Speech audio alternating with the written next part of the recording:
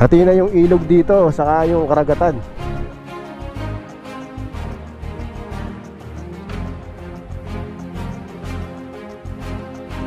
Ito yung nasisilbing pinaka marine sanctuary dito sa Puntod Reef. Dito naging sikat o naging kilala itong Puntod Reef sa pagkakaroon ng napakagandang sandbar at white sand.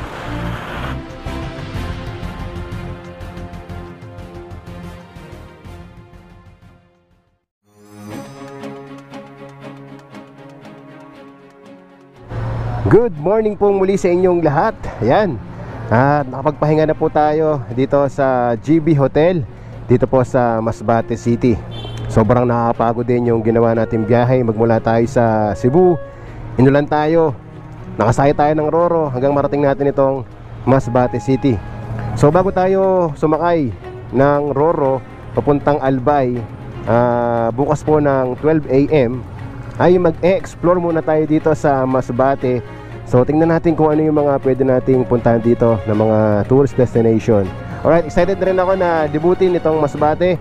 Alam kong hindi natin malilibot lahat, kung ano lang yung kaya nating puntahan. So sama po ulit kayo sa aming biyahe, sa ating motorcycle adventure dito po sa Masbate. Ito yung pinakasyudad sa Masbate. Mapapansin ninyo yung mga tricycle dito kulay dilaw. Ayan o, halos lahat ng mga namamasada na tricycle, yan, color yellow.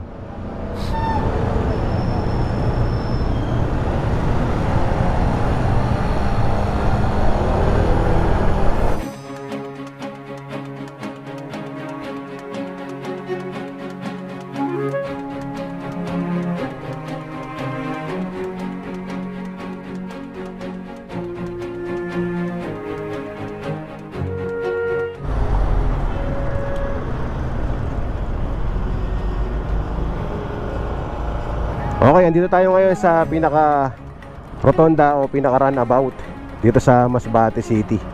So ayan, makikita ninyo, Masbate, Rodeo Capital of the Philippines. So sa pagkakaalam po natin, ang probinsya ng Masbate ang tinaguri ang Rodeo Capital of the Philippines. Makikita nyo naman yung rebulto. Yan, merong kabayo, tapos may naghehenete na rebulto dun sa pinaka taas.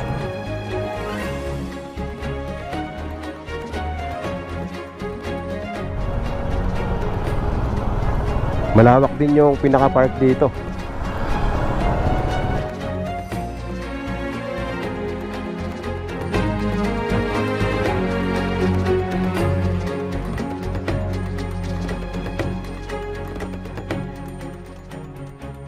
So ito yung pinaka-kapitolyo dito sa Masbate. Yan, Province of Masbate. Hindi lang tayo makapagpalipad ng drone dito kasi malapit sa airport. Pasok tayo sa mismong pinaka provincial capital ng Masbate. Yan, para makita nyo rin. Yan, Masbate Capitol Building. Yan, ito po yung pinaka-kapitolyo dito sa probinsya ng Masbate.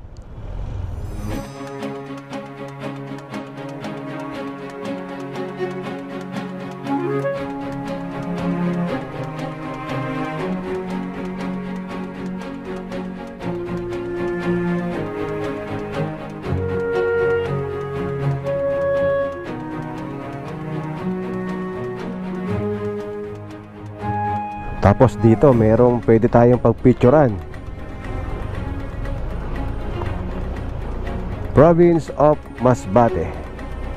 Yan o, nakasulat sa harap ng mismong kapitolyo ng Masbate.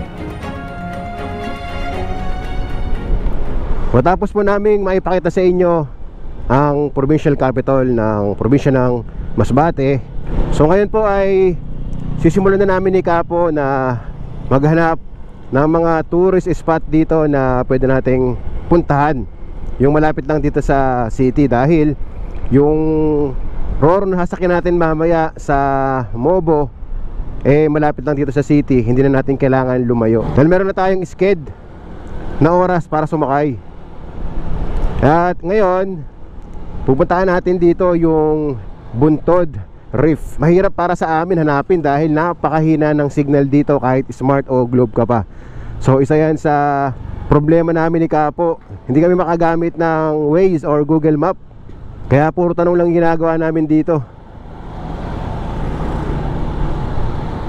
So sana mapuntahan namin yung Buntod Reef. Ayun, Buntod Reef Marine Sanctuary and Sandbar.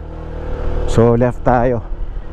Kaya pag nakita nyo yung eskwelahan dito, pero naman kayo makikita ng signage, then kaliwa kayo. Hanap-hanap lang din.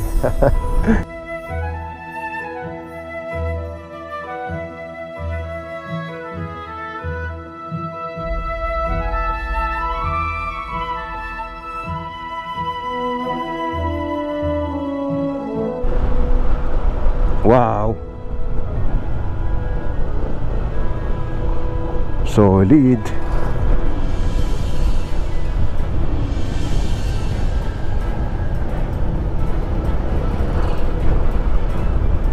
Sarap sa mata ng tanawin. Wow, may ilog.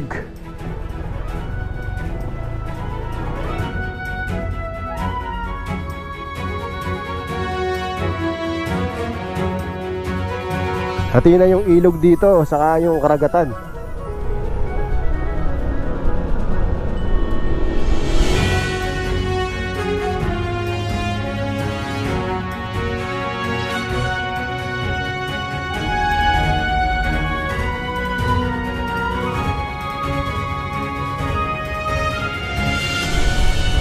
Solid dito, ganda.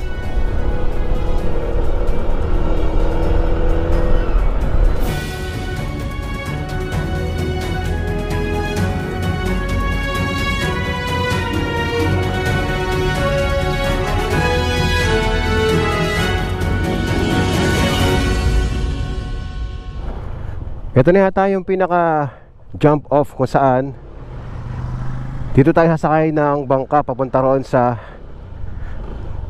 Buntod Reef. Okay, ito na ngayon. So ito yung lugar kung saan dito tayo sasakay ng bangka papunta doon sa Buntod Reef. So mag-inquire na tayo kung paano tayo makakapunta roon at kung magkano yung babayaran natin.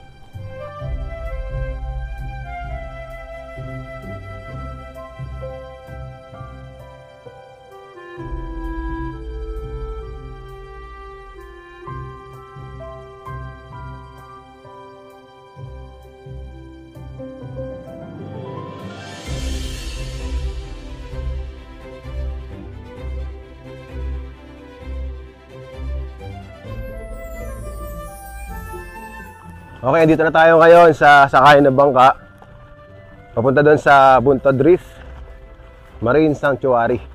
So, ang bayad sa pagsakay ng bangka papunta doon sa Buntod Reef ay 700 pesos. Good for 4 persons. And then may babayaran kayo dito na 20 pesos para sa environmental fee. So, kami dalawa ni Kapo, 40 pesos yung binayaran namin. Lahat ng binayaran namin dito sa pagpunta sa Buntod Reef ay 740 pesos. So tara at sumakay na tayo sa bangka para mapuntahan na natin itong Buntod Reef. At excited na akong makita yung pinaka sandbar dito.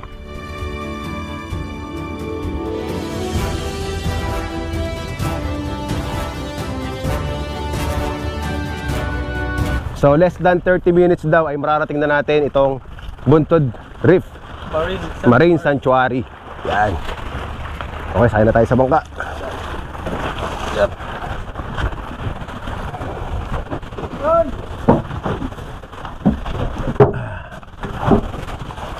Ang laki nung bangka na to para sa amin dalawa ni Kapo, no? Matagal ko nang nakikita to sa Facebook, sa YouTube. So talagang pinangarap ko din na makita ng personal itong Buntod Reef Marine Sanctuary.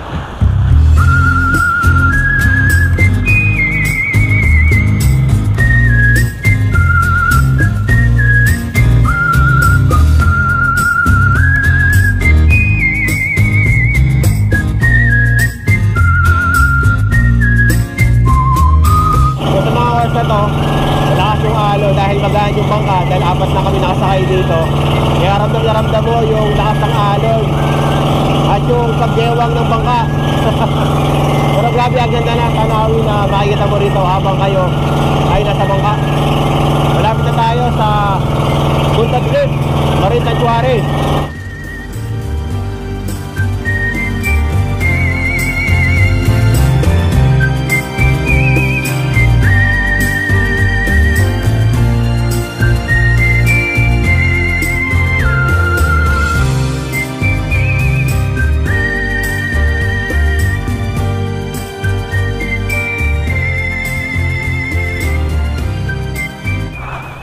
Okay, andito na tayo sa Buntot Drift Marine Sanctuary. Alright, paraiso.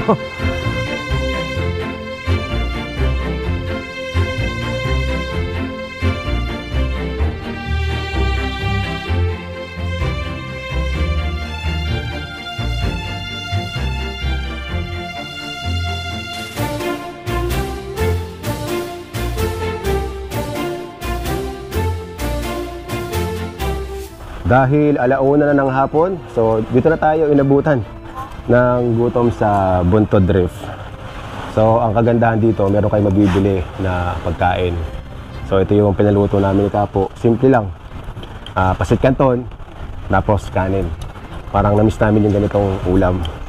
Perfect. At ang kagandahan, habang kumakain kayo, yan, napakaganda na tanawin dito. Rinig mo yung hampas ng alon. Oo, yun yung the best. Habang kumakain kayo, naririnig ninyo yung napakasarap sa tenga na hampas ng alon sa dalampasigan. So tara, kain na tayo. Pasit Canton Gaming naman tayo. Isa din po sa dahilan kung bakit Pasit Canton ay kinakain namin ni Kapo. Naubos na namin ng budget. Imagine, ilang araw na tayo naglalakbay since January 17. So nasa 16 days na rin tayo naglalakbay.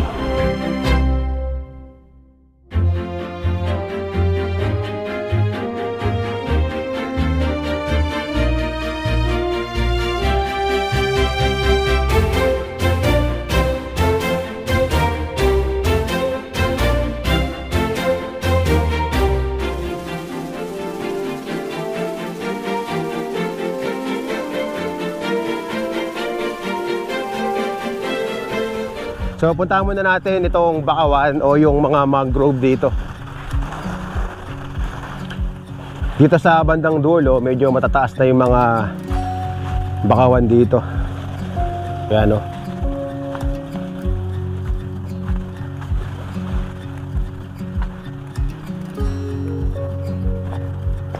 Andito tayo sa pinakaloob ng makapal na bakawan dito. Dito sa loob ng bakawan, malilim dito.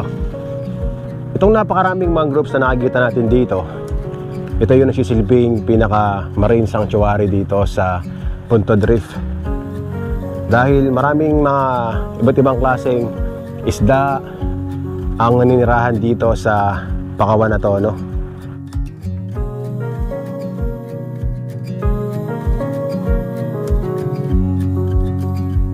Dahil napakainit dito, maghahanap na lang kayo dito ng spot o lugar na pwede ninyong tambayan. At ang kagandahan dito, malamig. Kahit tirik ang araw, doon sa may part ng sandbar, dito sa napakaraming mangrove o yung puno ng bakawan na makikita nyo rito, mas mararamdaman nyo yung lamig at lilim dahil nga may mga puno ng nyog. Magdala kayo ng pagkain dito, gusto nyo mag-inuman, mag-chill, yan. Napakagad ng pwesto.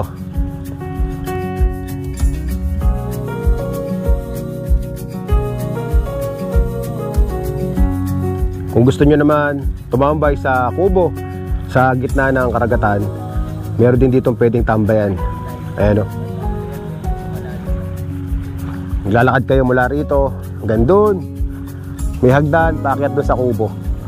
And pwede na kayong tumambay at magpalipas ng oras habang inihintay ang paglubog ng araw dito.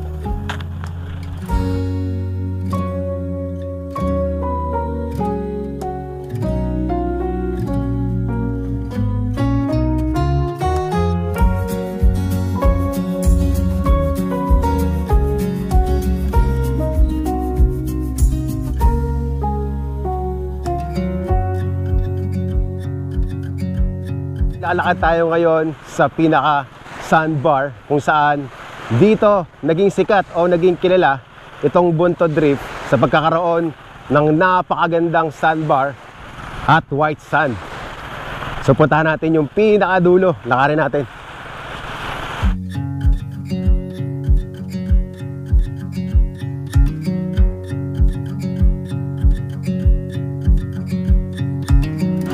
So habang naglalakad kayo dito sa mismong pinaka sandbar, may enjoy ninyo dahil makikita ninyo yung tubig dito, napakalinaw. Tapos sa papalibutan ng mga kabundukan. Sarap sa mata. Grabe ang puti ng buhangin. Yan o. Ang buhangin dito parang maayahalin tulad natin sa karagatan ng Aurora. Yan, ganyan. Pangasinan. Ganun yung kulay ng buhangin dito. At pino din.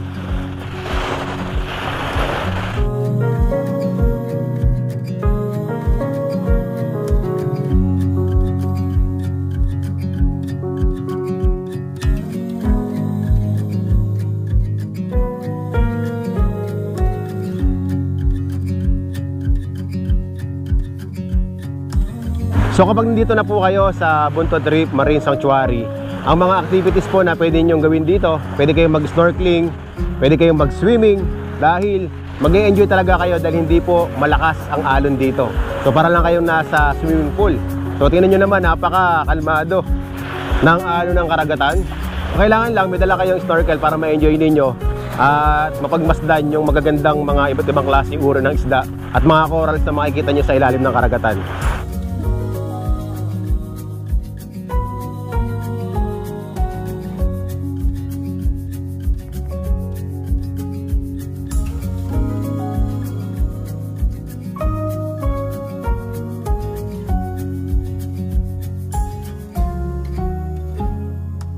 Mga oras din na itong sandbar ay nababalutan din ng tubig ng karagatan, lalo na kapag nag-high tide dito.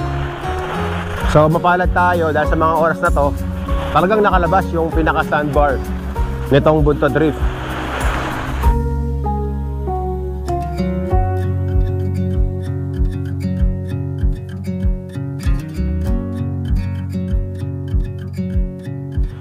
Ito yung pinakadulo ng sandbar na pwede nyo lakaran dito sa Bunto Drift Marine Sanctuary. Wow! Woo! Paraiso! Ay, grabe. Hindi ko akalain na dahil sa pagmumotor natin, sa paglalakbay natin dito sa ating bansa, ay mararating ko tong probinsya ng Masbate. Makakapunta tayo dito sa napakagandang Bunto Drift. Kapag po kayo ay napunta rito sa probinsya ng Masbate, dito lang po yan sa Masbate City, pasyalan nyo po itong Bunto Drift Marine Sanctuary at sigurado mag-e-enjoy kayo sa malaparaisong lugar na ito. Napakaganda ng Pilipinas. Magmotor lang tayo. Woo!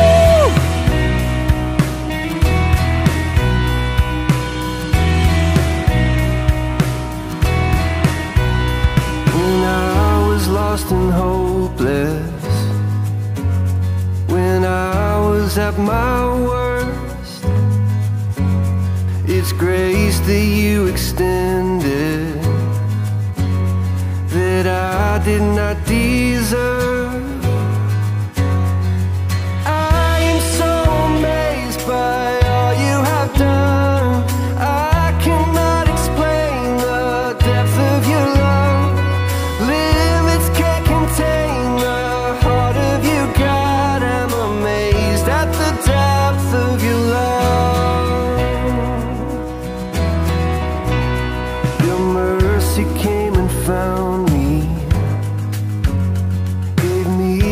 Second birth, I'm overwhelmed and grateful. You took what I deserve.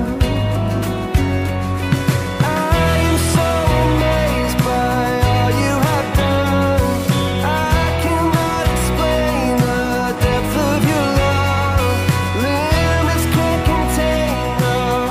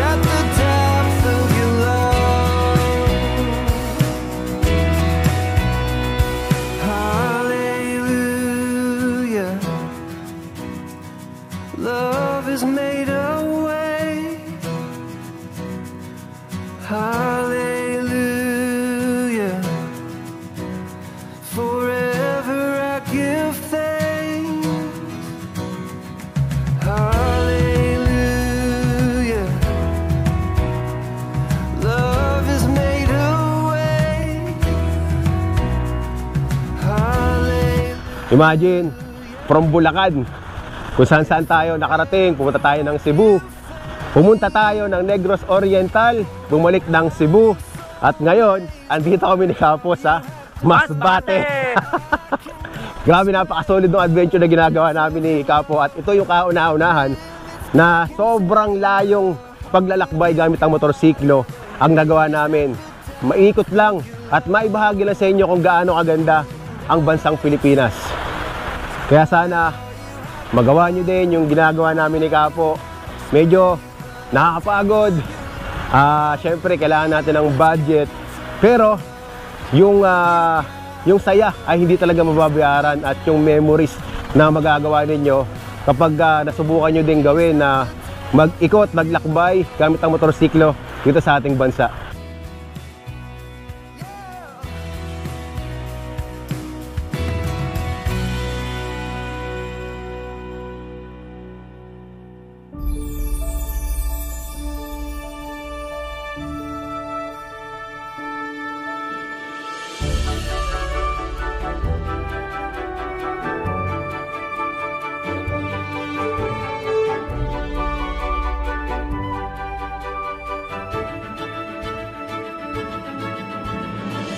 Yon, sa wakas, at naibahagi ko din sa inyo kung gaano kaganda ang probinsya ng Masbate.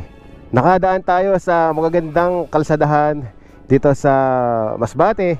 Nakita natin yung magagandang tanawin, at bonus pa nga po yung nakarating tayo ng Buntod Reef. Simula pa lang ng taon na 2023, grabe itong motorcycle adventure na ating ginawa. Imagine, from Pulilan, Bulacan, bumiyahe tayo ng Batangas. And then after Batangas, tawid tayo ng dagat, sakay tayo ng Roro, papuntang Katiklan. Then nagstay tayo sa Boracay. And then from Boracay, nagmotor tayo hanggang Iloilo. From Iloilo City, biyahe naman tayo Roro ulit, Bacolod. So after ng Bacolod natin, dumiretso na tayo ng Cebu. And then yun, sumama tayo sa selebrasyon ng first year anniversary ng Philippine Motorcycle Tourism. Then after that, nag-uwian na yung mga kasamahan natin. Tayo ay naiwan para ipagpatuloy yung ating paglalakbay na ginagawa at pagbabahagi sa inyo ng ganda ng Pilipinas gamit ang motorsiklo. Nilibot natin ang ilang magagandang tourist destination sa probinsya ng Cebu. And then pinuntahan natin ang probinsya ng Negros Oriental. Sobrang solid nitong adventure na nagawa natin. Talagang dito po ako nakaramdam ng pagod at nagkasakit po tayo. At hindi pa po natatapos ang ating paglalakbay na gagawin. Dahil dito po sa port ng Mobo, dito po sa Masbate, sasakay po tayo ulit ng barko. Papunta naman po ng Albay. So ang schedule po natin is 12 AM. So Friday na po ng madaling araw yan. So hintayin na natin, dito na tayo magpapalipas ng oras hanggang abutin natin ang alas 12 ng madaling araw. And then biyahe na tayo papuntang Albay. Then from Albay, magbabiyahe po ako, magmomotor po ako hanggang Pulilan, Bulacan. So i-update ko pa rin po kayo, no, para matapos natin tong content na ginagawa natin. So sa ngayon, palipas oras muna tayo. At iniintay lang namin mag alas 12 ng madaling araw. And then sasakay na tayo ng Roro papunta namang Albay. Ay nako, andito na tayo sa Luzon.